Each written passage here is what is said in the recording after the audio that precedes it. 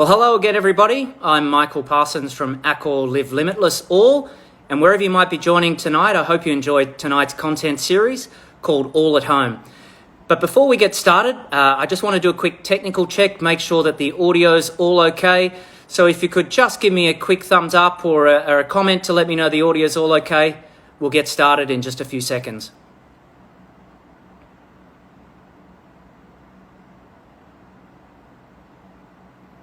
So just waiting for a quick audio check, a couple of thumbs up, all looking good. Hello, Indonesia.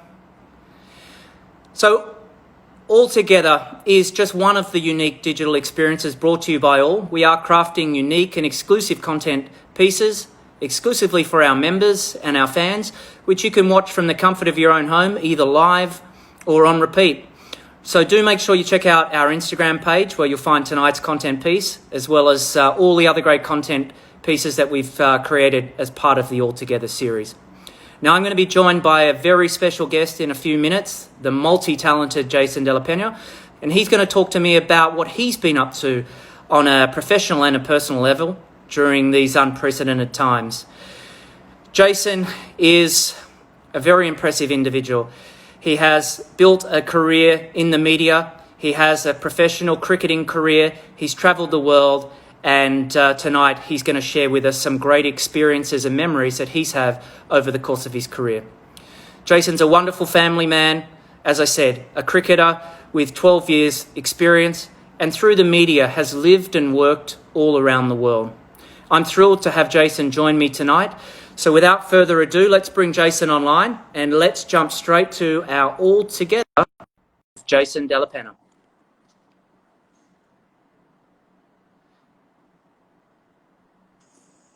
Hello, Jason. Good How are you doing? Doing great, and yourself? Yeah, good to see you, man. And thanks for this opportunity. Thanks for this incredible introduction as well. I've got to live up to some strong words from my friend Michael Parsons. My pleasure. Always great to see you. And I've got to say, seeing you tonight in a very casual environment is somewhat new for me because, you know, I'm used to live on TV in a suit and tie looking glamorous. And here you are in what looks to be a T-shirt. Mate, we're in lockdown. It's a very smart T-shirt, may I say, but very expensive. Not really. I thought, you know, because when we spoke before, I was like, God, I hope Michael's not dressed up for it. But you're looking great in that kind of little linen white shirt number, you know, tropics. Yeah, my wife picked out, of course. Now, Jace, I've got to say, look, of course, you don't have the suit and tie tonight, but you have shaved and you're looking beautiful. Yeah. I remember I did an interview with a colleague of yours, Ed Russell, not too long ago. Yeah. The camera came on. I was greeted to Ed with this massive moustache. It really threw me. Yeah, Ed's been, because all the Fox Sports Asia presenters, we've been doing shows from home, like everybody's been working from home, right? So Ed has kind of been cultivating this moustache. Then it went to a kind of goatee. The moustache is back. I think it works. I think it gives a different dimension to it. For me, as my wife has told me many, many times, if I grow stubble, and bearing in mind I'm Hispanic by heritage, so I get a kind of a heavy moustache, a goatee. I look like someone from the Village People. Not that that's a problem, but I also look like a bum as well. So I think just clean shaven for me, old school clean shaven, that's just a much better way to go. Well, you're looking good, mate. And thank you again for joining tonight. So look, let's jump straight to it. Obviously, we have been all working from home. So it's been a really difficult few months, and a roller coaster ride for probably everybody around the world. So how have you coped? What have you been doing to keep your peace of mind during this stay-at-home journey? Yeah, you know, I'll tell you something. As a former athlete, and you'll know, you know, you're good buddies with Sam Groth, and you've spent a lot of time around Serena Williams when you've been, you know, with the whole Accor deal, and you've spent a lot of time around a lot of top athletes. You're Australian as well. So listen, I've seen Michael Parsons play tennis. This guy in your screens right now is a serious athlete. But I think the key for me, when I heard that lockdown was going to be strengthened, I just thought routine. Go back to my kind of athletic roots, routine, get up early, get your stuff out of the way before the kids wake up, do your run, do your training. I'm big into this kind of high intensity interval training at home, and and the gym that I'm a member of, they've released an app and they've released a kind of at-home version of it. So get up, get into a routine as quickly as possible. Otherwise, the whole lockdown thing could be a complete mess. And before you know it, you're kind of, and as you know, with athletes, we need routine. I think actually all of us need a little bit of structure in our lives. And, with lockdown, we're not going to the office anymore. When we don't have a gym appointment at midday with our trainer, whatever it is, that routine is kicked out of sync. So I think the key for me has been routine, fitness training to get the endorphins coursing through your veins and just make you feel better, even though the future has looked at times, I think you and I will admit, and we'll all admit, the future's looked a little bit bleak at times, thinking, where the hell is this thing going to go? The economies are tanking and, things are pretty tough. But routine, fitness training, Netflix, ESPN's Last Dance, amazing series, a little bit of TV and probably too much screen time on my mobile phone, but I've been creating some content and just keeping busy. I think keeping busy is the key, Michael. Yeah, no, definitely. And I think that routine is crucial. And you've got to find that early, because if you don't, you do go a bit stir crazy and maybe a bit schizophrenic. So I like that. Now, we're going to cover sport and particularly your professional cricket career a little bit later, Jace. But do you have any tips for people who are online tonight about other recommendations that you have about what you could do when you are staying at home? And hopefully this stay at home won't be for much longer. You've obviously spoken about fitness and a routine, but anything else? Yeah, back to the fitness thing very quickly. Certainly in Singapore, where I am, and where you are as well, although I broadcast around Asia, we have been allowed out. So we haven't been in complete lockdown. We've been allowed to go out for runs or long walks and stuff like that. So that's been okay. I'll tell you something I got into a long time ago, actually, after my brother passed away, but I got into meditation and deep breathing. And, we've got quite a big family and there's been some incredible deep breaths, let me tell you. Also, I've been setting up a business, which is good. So the time has been used wisely, and it goes back to being busy. Don't let your mind wander off and start thinking negative things. Just stay busy. And as you know, that old kind of adage, Michael, of if you want something done, give it to a busy person.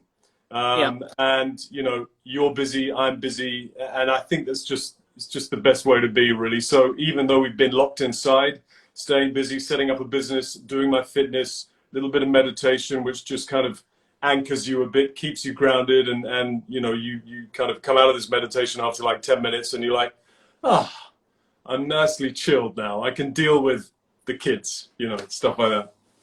Jason, I think the meditation point's an interesting one. Something I probably need to do more of. I can. It's difficult.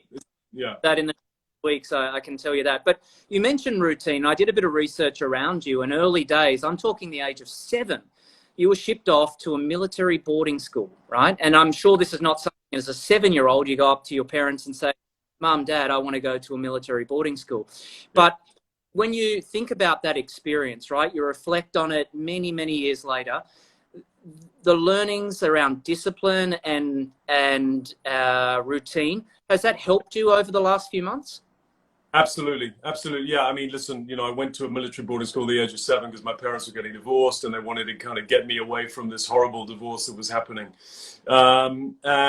It absolutely goes back to the kind of the ritual, the kind of regimented life, which I think can only be a strong point. Even so much as, and this sounds really silly, but I make the bed every morning because I think it's just a kind of good routine. And I read something online about General David Petraeus, who was the American forces leader, I think, in Afghanistan. And he kind of went by 2 mantras of his life. He used to have 1 meal a day, which is that's a bit too much. I can't do that. I need 3 square meals a day, but 1 meal a day. And he always used to make his bed. He said, whatever you do for the rest of your life, make your bed, because it kind of starts the day in the right way, in a way. A little bit of regimented, routine and military-like, just a little bit of, I guess, self-discipline as well. That's what it all encompasses, really, with the gym work and, all this stuff. So, yeah, it definitely helped me. And it hasn't left me too scarred from my time at a military boarding school. But it's definitely helped me in life. And even now, when I prepare for, you've been in the studio. I think you were in the studio, was it during the Australian Open? And you saw how we kind of get ready before. I mean, you've seen a lot of TV and you've spent a lot of time around us Fox Sports Asia folk, but you know, I am very, very. I leave no stone unturned when it comes to my preparation for a show, and I think that comes from. You know, all those years ago, I'm not going to say how many years ago, but all those years ago, you know, military boarding school, and yeah, you know, just the kind of, yeah, just it's been drummed into me, bit of self-discipline. No, definitely. And you are a wonderful family man. I'll say that up front. And you've Thank been you, sir. married, great husband of more than 14 years, and you're a very proud father to three beautiful children. Like many people who are viewing tonight, you've been going through the stay-at-home school experience, and of course the sport for kids experience. And I know that your eldest daughter is a very talented swimmer who I'm sure is missing the pool and training. So Yeah. as a family unit, how have you guys dealt as a family in this ISO period? Yeah, it's been tough. I mean, Mia, my daughter, she's 11 years of age. She's got kind of my body type, and you know, I'm tall and kind of you know, and it's been tough for her because she was what, swimming 6-7 days a week. You know, that whole swimming thing, and you'll be well aware of it coming from Australia. You know, where these good swimmers are getting up at 5 o'clock in the morning, and it's tough. You know, the schedule is tough, and then they're doing weights in the afternoon and stuff like that. So I think for her, we've actually said, listen, have a little bit of a break. She was carrying a few shoulder niggles and stuff from a lot of swimming. So she's just been doing a lot of running, a lot of sprints with me. And stupidly, I thought I was okay with the sprints because I like the kind of high intensity thing and obviously do anaerobic and aerobic training. And then I did sprint one day and my knees just gave in. Hence why when we spoke earlier, I was on the way to the physio. But for Mia, it's been tough. She's really missed the swimming. And I think with swimmers, they need the feel of the hand in the water and that whole kind of lithe, loose, rhythmical movement that they get in the swimming pool. You know how these beautiful swimmers do. Yeah, with the boys as well. We got two boys.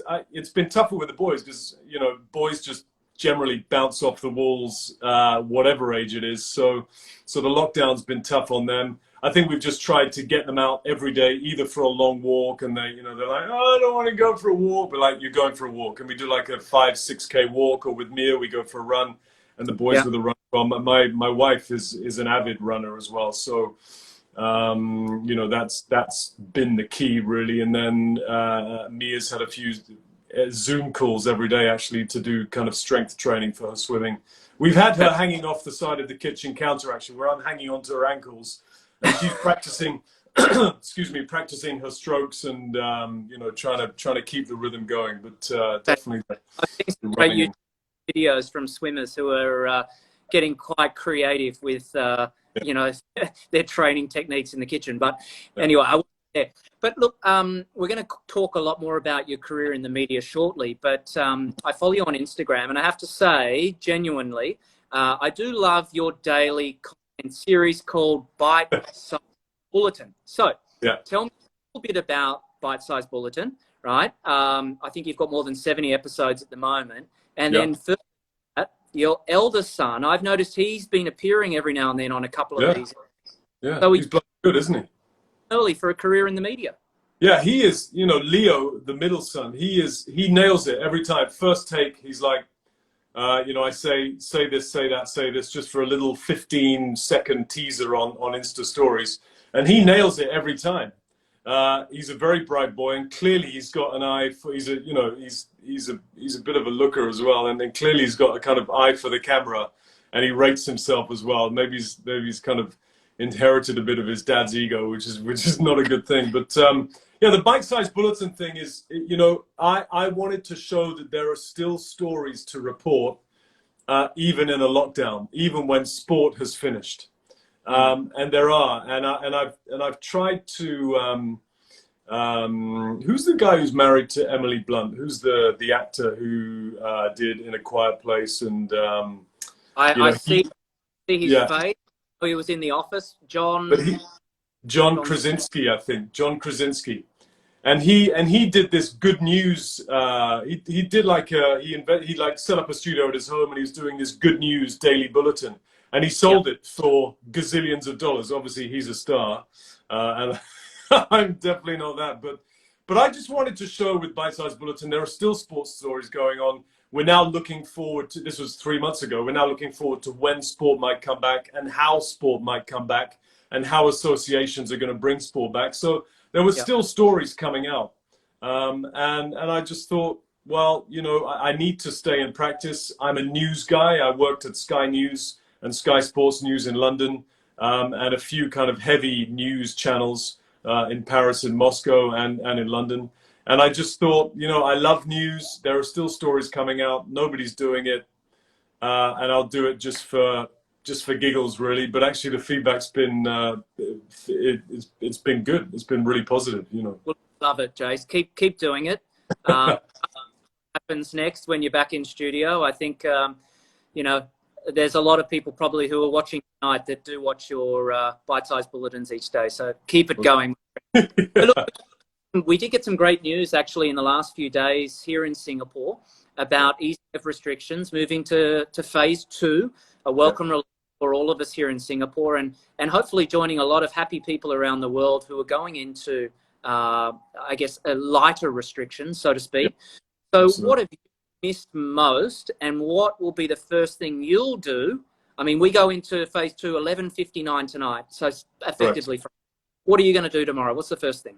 Yeah, 11:59, Michael Parsons is literally counting down the minutes. We have, I tell you what, we have booked a table at a restaurant tomorrow, but we're on a wait list because we're, as we always are, we're always late to the game. And it's kind of last we thought. And then the physio I just had physiotherapy with, he said, "Oh, you're taking the kids out?" I said, "No, not taking the kids out. We've just, you know, these two parents have just been through 3 months of lockdown in a small apartment. And, you know, funnily enough, we downsized before literally, I think Feb 18th, so a few weeks before lockdown, and downsized significantly, you know, to save a bit of cash. And so we've been through the mill with these 3 kids. So we're like, we booked a table. We're on a wait list. You know, we'll turn up, but if the wait list turns up to be an hour, you know, because everybody, the whole world's going to want to go out to dinner or get a haircut or get a manicure, pedicure, whatever it is. So we're going to do that. We're going to try and do that. We've got a friend coming over on Saturday as well. Obviously, numbers limited to 5. Yes. So the champagne's on ice, and that's going to be fun. And actually, this friend, I'll tell you a story about him. So he arrived in January to work for a broadcaster here, and then his family were due to fly. His wife and child were due to join him in April from London, but lockdown kicked in.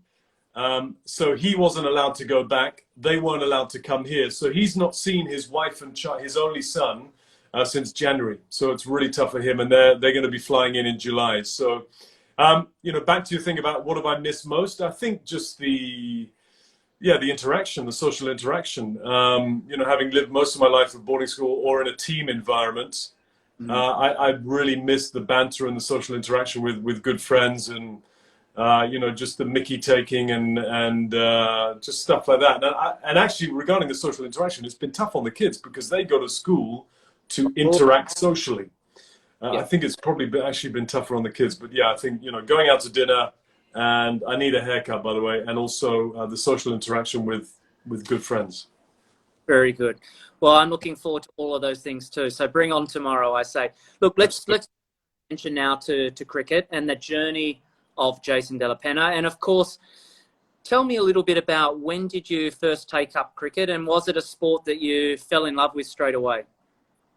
100%. You know, I went to boarding school at the age of 7. I was only just 7 as well, and it was not to put a dampener on. It was a pretty tough time in my life with my parents literally hating each other, and I got introduced to cricket. It was I think it was the summer term I went in. So normally you go in the winter term, and I went in April or May, and a good friend, you had like a mentorship scheme at the boarding school where a guy, you know, maybe 2 years or 3 years above you would mentor you and show you around the school in the first few weeks. And my mentor was a really, really close friend of mine, actually. So one day, I think it was the first couple of days, we went to play games, and it was either cricket or something else, cricket or swimming, and I played cricket, and literally, I can remember it to this day. I can remember me running up, bowling a ball. I don't know how it looked, but I fell in love with the game, and it was also a release for me. I could immerse myself in in sport, really, in cricket. And I didn't think about what was going on at home, or my dad being absent or stuff like that. So it was a real, I could really kind of launch myself into it and almost, not come out at times. I was so ensconced in the game, like, my love for music as well. Is, music is a gift, and it can take you places, and you can just switch off from the rest of the world. So that was what cricket was for me, and that's why I fell in love with it so quickly.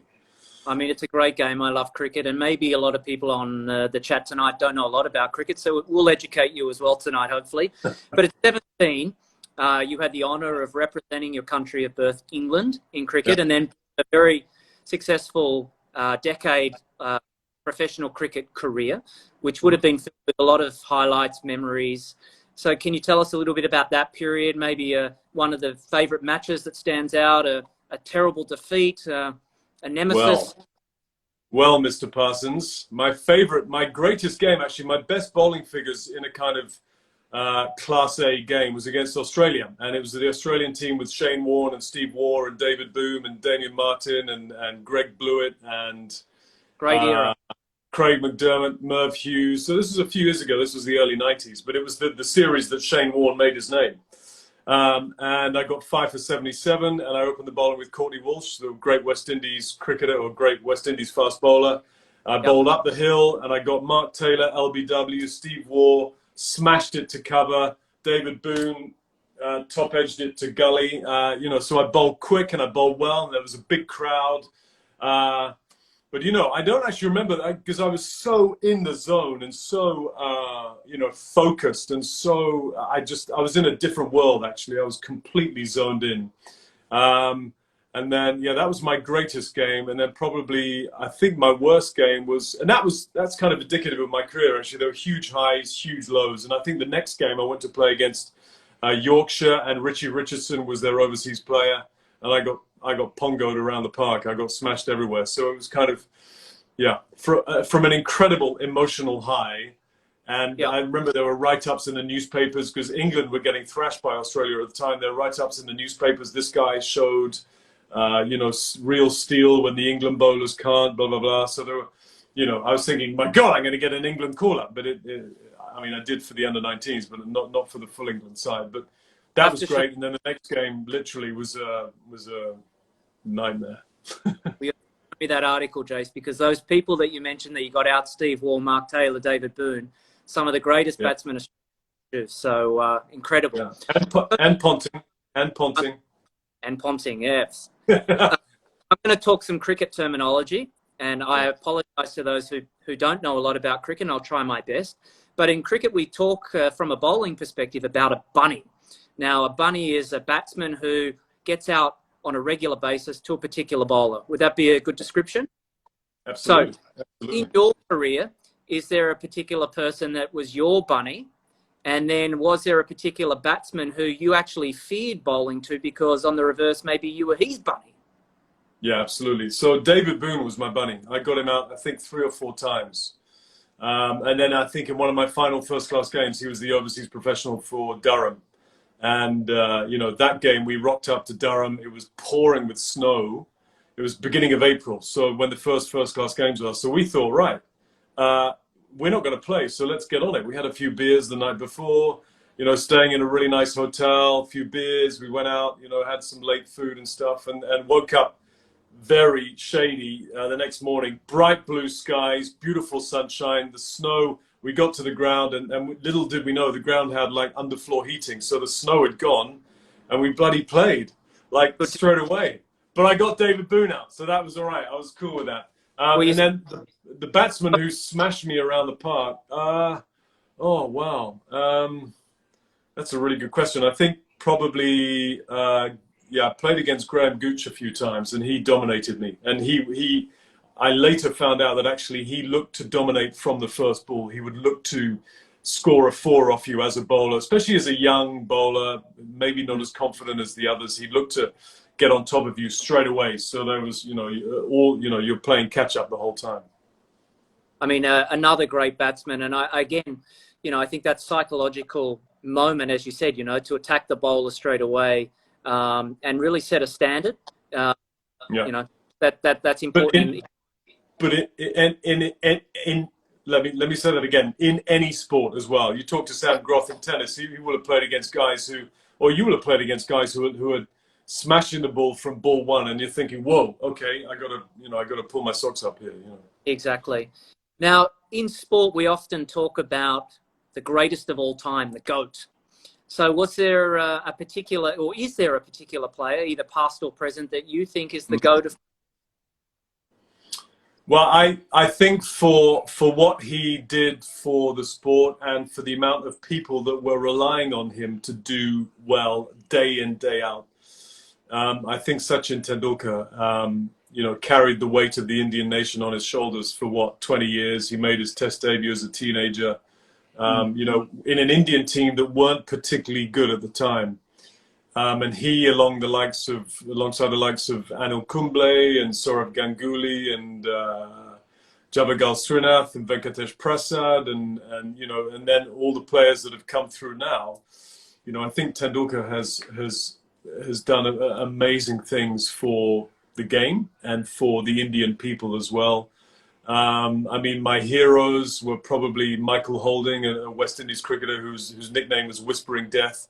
But as an athlete, he was just a beautiful athlete to watch. And he just, I was very much a rhythmical bowler. So was he. And he's since become a forthright broadcaster and commentator and, chooses his words very carefully. But I have huge respect for him. Richard Hadley, who's a Kiwi, who you probably would have disliked immensely as a cricketer, just purely because of that kind of cross-Tasman rivalry. Nowadays, Ricky Ponting, the list is so long, and they are greats and my favourites for different reasons. But I think Sachin rules the roost for carrying the weight of the Indian subcontinent on his shoulders for many, many years. No, definitely. Very good choice. I remember my dad took me to see Sachin Tendulkar as a teenager play for an Indian touring side before he made his test debut, just before, against New South Wales Lismore, and he scored 250 not out or something, and then subsequently became the test great that he was. So I couldn't. I'll tell you, and on that, the funny thing about that, I played against Shane Warne a couple of times, and I remember I would play the English summers, and then I would head to Australia or South Africa for the English winters and the Southern Hemisphere summers. And I was playing cricket in Tasmania one year, and Shane Warne got picked for an Australian, I think, Prime Minister's 11 to play against the touring West Indies. And this was at the Bellarine Oval in Hobart. And Warne got smashed for 1 for 100. And this was when he was at the Australian Institute of Sport and he was smoking and he was overweight, but clearly very talented. And he got absolutely humiliated. And then literally 6 months later, he was the best bowler in the world. This whole thing about sport and form, and it can literally turn on a dime. That's kind of why I love broadcasting about it and listening from these great sports people about form, this old adage of form is temporary, class is permanent kind of thing. All the cliches, but there we go. Now, over the course of your cricketing career, you would have had a number of coaches that would have been good, bad, and everywhere in between. But was there a particular person that stood out for you that really provided you a lot of inspiration, both on the cricket field, but also in general life as a person? And were there any type of leadership skills that really impacted you and made you a better player in person? I'll tell you exactly who it is. And it's very likely that most of the people watching tonight won't have heard of him. He's a guy called, and I've actually been speaking to him over the last few days. Thankfully, he's become a mentor of me in this business that I'm setting up, or I have set up. And a guy called Gordon Lord. And so when I first started playing cricket, then I had a stress fracture of my back, and I took a year. I had to have a year out to get kind of fixed again. And he helped me kind of come back and helped me move to another team, actually. And then when I left cricket, so he's kind of arrived in my life at pivotal moments. He's like a kind of guardian angel in a way. And when I left cricket as well, I was in a real pickle, because this was my lifelong dream, and my lifelong dream had finished at the age of 27, and I was like, what the hell do I do now? Gordon Lord, I called him up, and I can remember where I was sitting, and I was not in a good place mentally, and he was like, you would be an incredible coach. So he basically fast-tracked me through the level 1 England and Wales Cricket Board level 1 coaching course. I got onto that very quickly. Then I did level 2, then I did level 3, and now I can coach a test team. You know, those coaching courses were tougher, but Gordon helped me with that. So too the Professional Cricketers Association, who kind of stepped up, and you know, and then Gordon's appeared again in my life, and I'm grateful for it. I mean, he was a witness at my wedding as well, so I've kind of repaid the debt in a way. But Yes. he's been very pivotal in my life, and the quality he has is empathy. He oozes empathy. He can read the room. He can read you. He would know when you're having a good day, bad day, if there was something up. And I think empathy is a very, very special skill. Not everybody has it, but for anyone in industry or in any line of work, for me, it is key, absolute key. About, you know, it's you know, you can become an incredible man manager if you have that special ingredient that is empathy.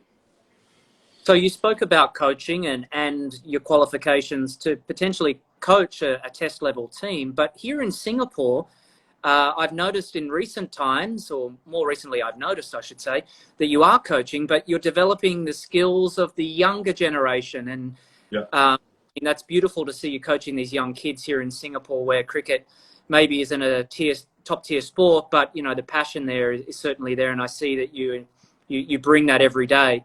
So I guess, what is your mantra around coaching? And then secondly, what made you get into coaching when you have such a busy life with both work and family? Yeah, you know, I mean, getting back into coaching, and I spoke to my wife about it. She was, you have the time to do it, but just don't become exhausted. Go and do it. You want to give back to the game. It's important to you. You know, my boy, I'll tell you how it all started, actually, because my boy, my middle child, Leo, kept, you know, there's a few pictures of me up on the walls playing cricket with crowds and stuff, and I never really speak too much about the game to him or to the kids, purely because, you know, it gave me a lot of joy. The professional game gave me a lot of joy. It gave me a lot of pain as well, not physically, more mental pain. And Leo kept kind of digging me in the ribs, saying, "Daddy, I want to do cricket." I was like, "Really?" And he's like, "Yeah, I want to do cricket." I was like, "You know nothing about cricket. You've never even spoken." And he said, "But I want to do cricket." So he loves it. He loves it. And I love being with him. And it sounds cliche, but I love being with him and seeing what cricket gives to him. And I've always had this coaching qualification. But I didn't know whether I had the ability anymore, or the patience, or that empathy that we speak of. And I got back into it about a year and a half ago. I'm grateful to Singapore Cricket Club for giving me the opportunity to do that. And it's gone from strength to strength, and I'm loving it, and I'm giving it back. I'm paying it forward. I have a lot to give. I learned a lot during my career, and like I say, huge emotional highs and lows. And I think that can only be a benefit to the younger guys. I've been injured as well, so I know how to come back from a career-threatening spine injury. You know, so the fitness side of it is important, but most importantly, it's the mental aspect of it, because, you know, in any sport, as you know, it's all about, when you get to the top tier, it's about that, not so much the physicality of it. No, you're right. When the teaser went out about our chat tonight, actually, I received a lot of messages about questions to ask you, and one of those was about injury and how you would have tackled that. But I think you've answered that well, particularly on the side. I think for many of us, you know, that's probably a weakness that not a lot of us focus on. They think it's the ability, the physical ability, which is going to get you across the line. But you look at the grades, and it's all up in the head. Absolutely. So thank you for sharing that. Another really question and a tip that I wanted to seek from you was, what's your tip, your recommendation about how you stay cool and calm under pressure when you're either faced in a big moment in a cricket match, you might be going live on TV to an audience of millions of people, or you might be at home and you've got your 3 kids screaming at you, "Daddy, help me with homework." So how do you approach that? Well, the TV studio issue and millions of people watching tennis and stuff like that, or golf, or Italian football, whatever it is, and the cricket thing are kind of similar. The kids thing is different. I think staying calm, yeah, definitely. With my Lance Armstrong was not a good guy. We thought he was an amazing athlete. And I remember reading his book before we all found out that he basically, you know, cheated and doped and bullied, and that he basically said, listen, I know on Christmas Day I will be out on the roads pushing out 400 kilometers on my bike. I know my nearest competitor, Jan Ulrich, will not be doing that. He'll be getting drunk and eating food and stuff like that. I'm not like that. But my point is, perfect preparation prevents poor performance. And with my TV, with my note taking, and I know more about the tennis or the golf or the football more than my guests know, purely because, and I think it goes back to my breaking news with Sky News, you know, my hard news days where you don't know what's going to happen. So have every eventuality covered off. Yeah, what happens if this happens in the match, or this happens, or there's an injury, or, you know, have some questions, you know, in reserve, just in case, you know, the proverbial hits the fan. So, and with cricket as well, you know, staying calm, deep breaths. I've trained hard. I've done everything I can to be a success today. So once you know you've done that, whether it's in a sporting field or you know you've done it, whether you're preparing for a big show, I've done it. You know, I've prepared for everything. Having said that, when I was at Sky News and we broke the Michael Jackson death, that's tough because you don't know, it just suddenly happens, right? With the kids, going back to, you know, how you deal with the kids, deep breaths, man. You know, you'll know. Sometimes you've got to step away, lock yourself in the toilet for 5 minutes and just decompress and just say, right, okay, I'm on top of this. I'm not going to scream at anybody. I'm cool. I'm a good dad. You know, and so I think there's the kind of kids are separate from the cricket and a live television audience or a live show that's going across Asia, you know. A good tip, 5 minutes in the bathroom. I'll remember that. Blow my fuse. So, Jace, let's turn our line of questioning now. Let's talk about media, journalism, sport and travel. Now, you are a trained broadcaster. You're the lead anchor on Fox Sports Asia. And, you know, you're presenting out of really a very impressive studio here in Singapore. I've been lucky enough to see it, which is a cry from the cricket pitches in the 1990s you described. So what made you pivot from cricket to media? Well, so my mother was a model, an actress, way back when, and my sister is an actress. So kind of the thespian blood runs deep in the De La Peña veins. So I think that probably helped. You know, when I left cricket at 27, 28, and I literally did not know what I was going to do. And I didn't even know how to turn on a computer. In those days, you know, a professional sporting life didn't prepare you for life afterwards, whether, you know, that life was kind of, or that career was cut short because of injury or retirement, or you just lost your contract. Yeah. So I'd done a bit of work in South Africa with a South African test cricketer called Fani de Villiers, and he was doing some radio work, and I would go to him with the studio and stuff. He and I became great friends. We do all our fitness training together. So that kind of, you know, that kind of got me into media and broadcasting, and I knew I had a pretty decent voice. So I did a bit of radio work in South Africa for Pretoria University, or Tuks University, on the radio station there.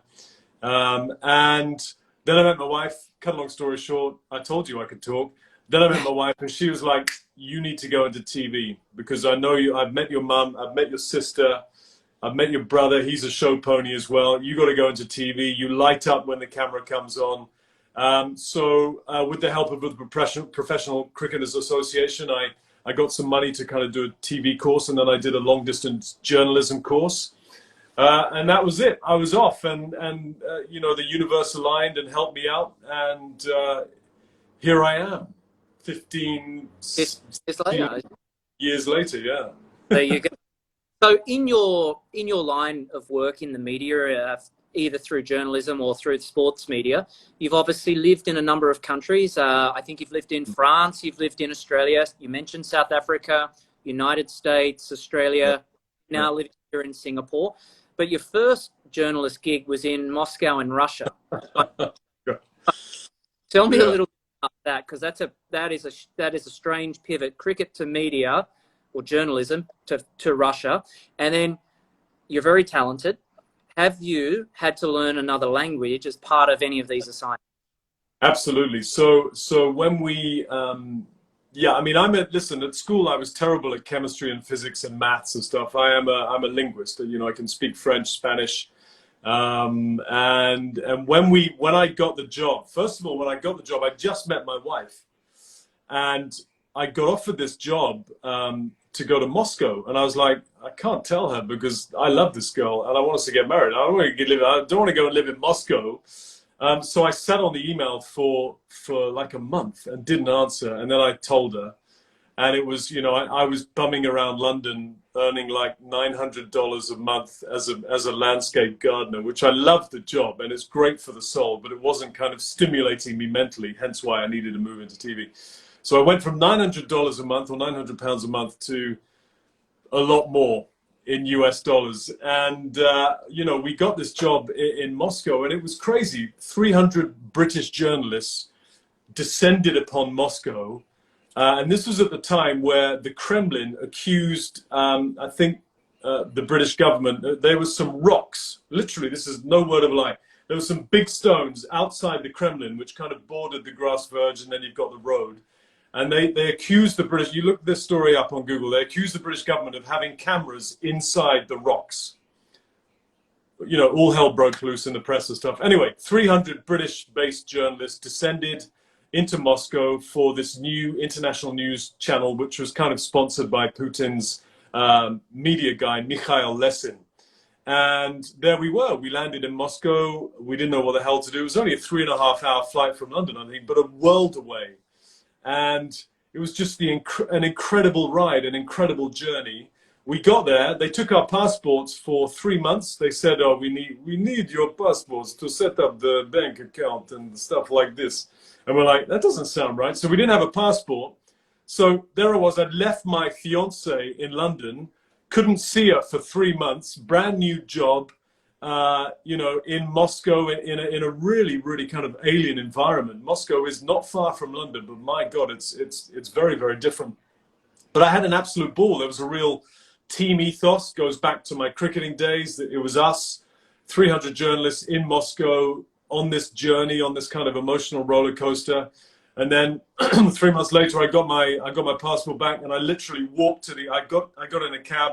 I left my kind of overnight shift at Russia Today, and I had literally a jumper and a suitcase, a briefcase, and got a cab straight to the airport and went straight back to London. But it was an incredible experience. I wouldn't change it for the world. And the one thing was that you could do anything. If you put your hand up, because this new TV channel had a lot of money, you could produce, edit, report, present, do radio. You could go out on site to, you know, I mean, Russia has 10 or 11 time zones. It's crazy. It's so big. You could go and do a report in Kamchatka Peninsula, which is near Alaska. You know, I mean, the opportunities were endless. And it was just a great, you know, you had to work hard and you had to prove yourself, but it was a great opportunity, which thankfully I grasped with both hands. So, Jace, I've said already that I've been lucky enough to come into the studio and see you live, whether you're hosting the Grand Slam tennis events or Grand Slam golf events around the world. And, of course, you know, these athletes are coming from everywhere around the world. And I just see Nick Bowers come online, and I put this question. Yes. I put question through the great Nick Bauer, and he said it was a good one, so I'm going to ask it. Okay. And that is, when you're commentating on sport, getting the players' names right is critical. The pronunciation, and you mentioned being a linguist a few minutes ago, but I've seen you seamlessly roll off your tongue names from Russia, from Serbia, from all over the world, and it's like you intimately know everybody. So is there a particular name that really still to this day haunts you or stumps you? And how do you get so good at it? I struggle with basic names like Michael Smith. Or Bick Now, or Nick Bauer. So I tell you that when I was working at Russia Today in Moscow and the auto cue, you know, I pride myself on not using an auto cue, actually. I like to just literally talk into a into a black hole of a camera. And that's something that I've learned in Asia, because of Western TV channels, generally you're kind of auto-cued up to the max. So there was, I think it was the Turkmenistan president, a guy called Here you go. Gurbanguli Budi Mukhamiedov. And you, yeah, you see it on the auto cue, and you're like, and your eyes go, and you're like, oh my God, how's this going to come out? And somehow I just winged it. And I think, listen, I like the challenge of the names, and I'm genuinely interested by languages and also by how the locals pronounce it as well. For example, in Russia, they won't say Roman Abramovich, or they won't say Roman Abramovich, they'll say Roman Abramovich, or they won't say Maria Sharapova, they'll say Maria Sharapova. So how the Russians say it as well, it kind of can make me look like an idiot. As a broadcaster, it can make you look as though you're trying to be a bit too smart-ass, so you've got to be careful with that. But I'm genuinely interested by the pronunciations of the names and the different dialects and stuff like that.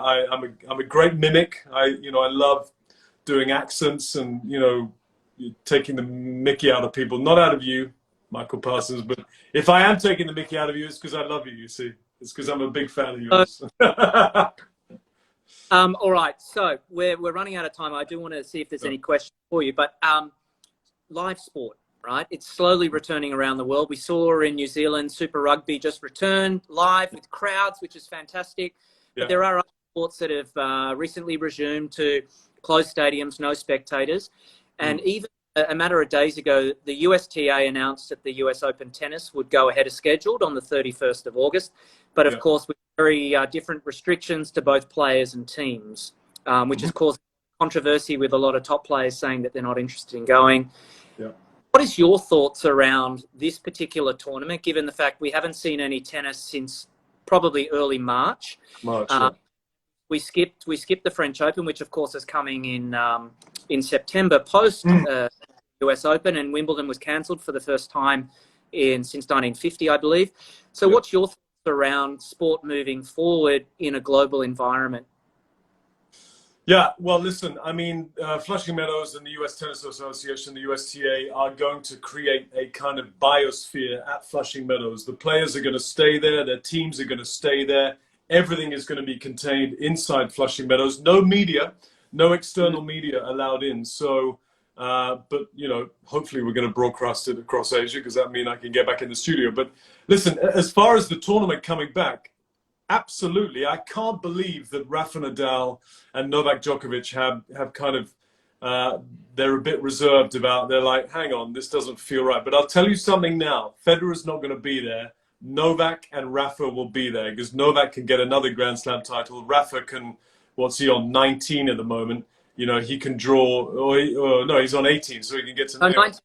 Yeah, he's on 19, so he can draw level with Federer, right? So they will be there. If there's a chance to win a Grand Slam title, they were there. For the rest of the tennis field, it could be, these Grand Slams are big paydays. I think Feliciano Lopez said the other day, when he first started going to the US Open, he used to get $10,000 for a first round win.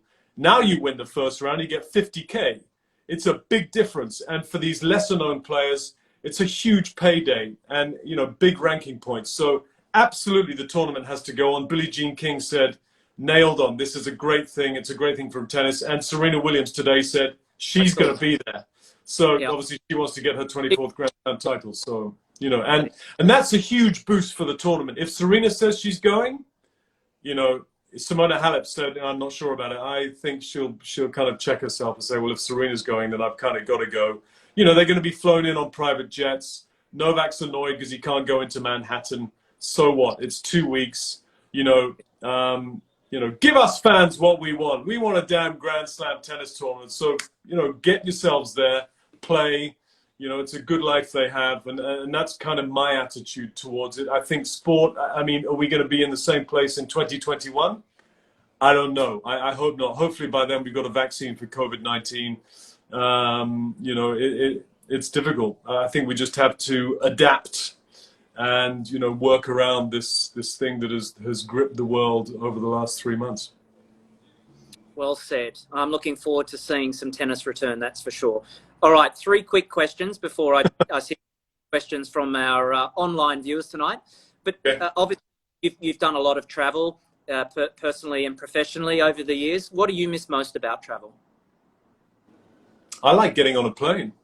I know Yeah. for someone like you, Michael, you're traveling a lot, and it must be get really tiresome. But I love getting on a plane. I'm still, it's childish, but I love the fact that I can get on a plane at Changi Airport in Singapore at 11:30 at night, and I can be in London at 6 in the morning.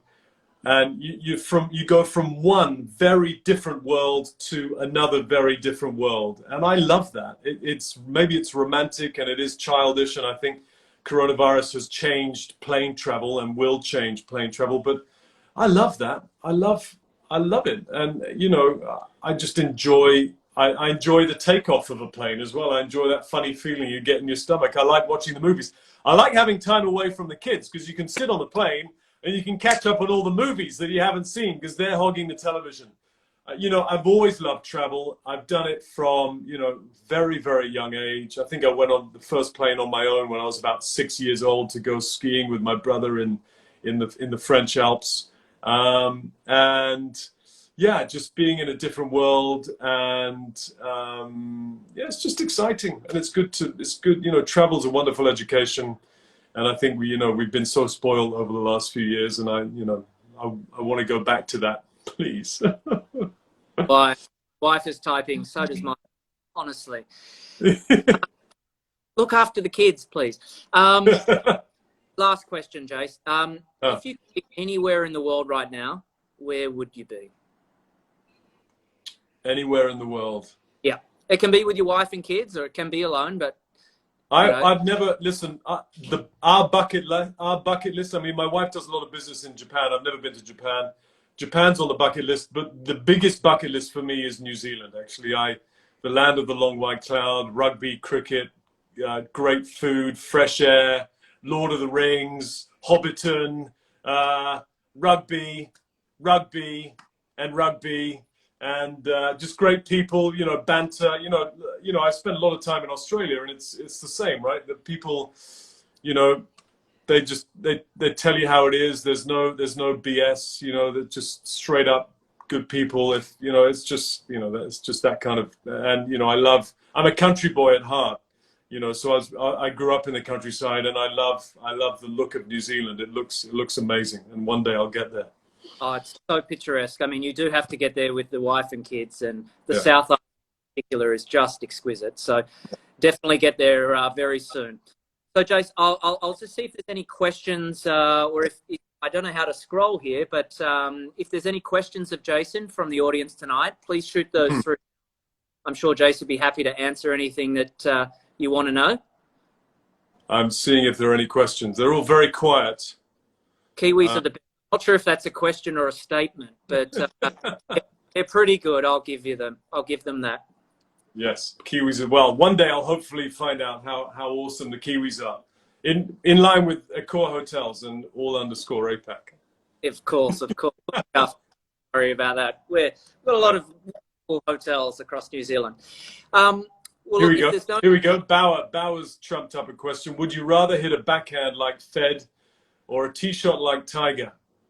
Ooh. Well, the Federer backhand is a thing of beauty. I mean, Tiger rips it, but the Federer backhand, actually, I think probably the Stan Wawrinka backhand is beautiful. But Federer, he's got that kind of cat-like balletic movement. I mean, Federer's been touched by the hand of God when it comes to talent, and of course, he works his backside off as well. But to have a backhand like Federer, and just to see, Federer just waves that tennis racket around like a wand.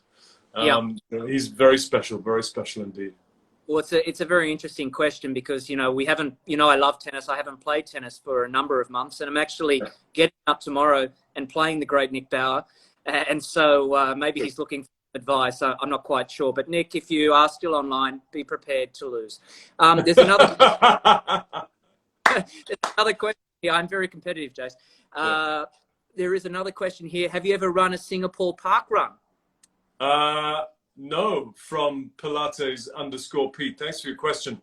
No, when I say running, listen, I'm 6'5" and about, what am I, just under 100 kilos. So it's more of plodding. I kind of plod like a T-Rex. But I enjoy my running. But I think a park run, it depends how long it is. If it gets, anything. I think I did I did a half marathon once in South Africa, nearly killed me. But now, you know, listen, I'm plus 40, my knees and hips, and having abused my whole body for, you know, 12 years as a professional cricketer. You know, the physio today was like, mate, your calves and your IT bands on your quads are so tight. And I said, yeah, but I played cricket and popped painkillers for most of my cricket career. So what do you expect?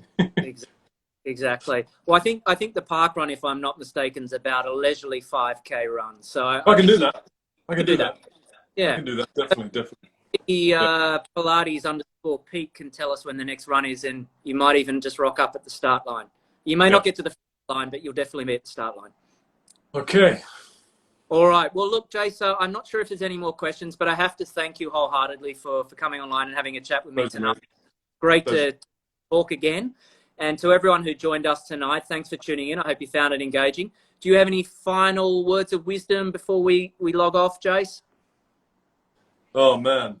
Final words of wisdom. Yeah, just, well, I think routine. Routine is key, you know, and regarding, you know, industry, man management, travel, whatever it is, you know, and I go back to this word empathy, but it's such a, you know, and I've really kind of, it's been a bit of a journey of mine, you know, kind of going back to cricket and setting up a kind of cricket-based business. Really, and I've been doing a lot of writing, and it's given me memories of when I was coaching, when I was playing cricket, and also people that I've come into contact with in TV as well. And, you know, empathy is key. I guess that would be my kind of little pearl of wisdom tonight. Not that it's going to help many people, but, you know. Trust me, I have no doubt a lot of the things you've said tonight will inspire a lot of people online. Again, thanks for joining us. Don't forget, guys, if you want to see any more of the All Together content, make sure you log on to our Instagram page, where you'll see tonight's interview with the great man, Jason Della Peña, as well as the other great interviews and content we've produced to date and upcoming. Thanks again for watching. I'm Michael Parsons. Stay safe and good night, everyone. See you again soon. Thanks, guys. Take care. Thank you. Cheers, mate.